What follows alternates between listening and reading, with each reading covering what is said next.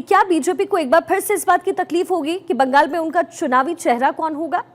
देखिए, चुनावी चेहरा तो भारतीय जनता पार्टी 2014 से ये मान चुकी है कि नरेंद्र मोदी ही हैं। और आपने देखा भी होगा ऐसा, सिर्फ योगी आदित्यनाथ के साथ साथ तब भी नरेंद्र मोदी का चेहरा होता है। इसके अलावा किसी भी आप देखिए, शिवराज सिंह चौहान चुनाव लड़े मध्य प्रदेश में, लेकिन मोहन यादव को सीएम बनाया गया। चेहरा तो नरेंद्र मोदी ही हैं, कहीं पर भी हो तो वो तो नरेंद्र मोदी वर्सेस ममता बनर्जी होगा।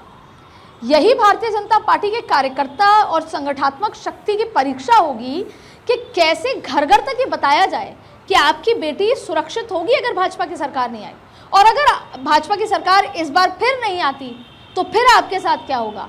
तो जैसे बिहार में जंगल राज याद दिलाया जा रहा है, बार बार ये कहा जा रहा है कि वो जंगल राज, वो अभी भी राजनीति लालू के इर्द गिर्द घूम रही है, क्योंकि अगर जंगल राज आता है, उनके बेटे की सरकार आती है तो लालू वाली पिक्चर को बनाया जा रहा है। वैसे ही भारतीय जनता पार्टी ये बताएगी कि ममता बनर्जी की सरकार में क्या कुछ हुआ, कितना करप्शन, मंत्री ऐसे हैं जिसका आपने देखा होगा किस तरीके से पिछले चुनाव में भी एक बड़ा मुद्दा बना था, मंत्री महिलाओं को किस तरीके से एक्सप्लॉइट किया जा रहा है, ग्रोथ की बात होगी तो बहुत सारे ऐसे मुद्दे हैं।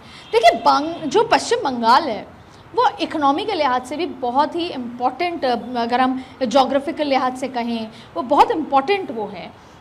और अगर हम तीसरी अर्थव्यवस्था दूसरी अर्थव्यवस्था तक जाना चाहते हैं तो अगर हम साउथ बात करें, साउथ के बहुत सारे ऐसे राज्य हैं जो बहुत, अगर वो भारत के जिसे बोलते हैं कि नरेंद्र मोदी सरकार के साथ इस अमेलगमेशन में आ जाएं तो ग्रोथ रेट में बहुत मदद कर सकते हैं। पश्चिम बंगाल भी सबसे बड़ा जिसे बोलते हैं बॉर्डर, अगर हम बात करें तो वो बहुत महत्वपूर्ण, जोग्राफिकली बहुत इम्पॉर्टेंट राज्य है।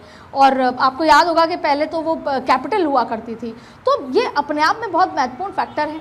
दूसरी बड़ी बात है इन्फिल्ट्रेशन, जो मुद्दा लगातार भाजपा सरकार उठा रही है। अब आपने मुस्लिम फैक्टर का जिक्र किया, देखिए नरेंद्र मोदी ने पिछले दिनों में वक्फ लेकर आने के बाद भी ये मैसेज दिया है कि जो गरीब तबका है मुसलमानों का उसको कभी कोई फ़ायदा नहीं हुआ, जो महिला है उसको फ़ायदा नहीं हुआ। और ये इस तरह के लॉज उसमें डाले गए हैं कि अगर कोई व्यक्ति वक्फ चैरिटी करना चाहता है तो पहले वो ये बताएगा कि उसके घर में अगर बीवी है, बच्चा है तो उसकी सिक्योरिटी क्या है।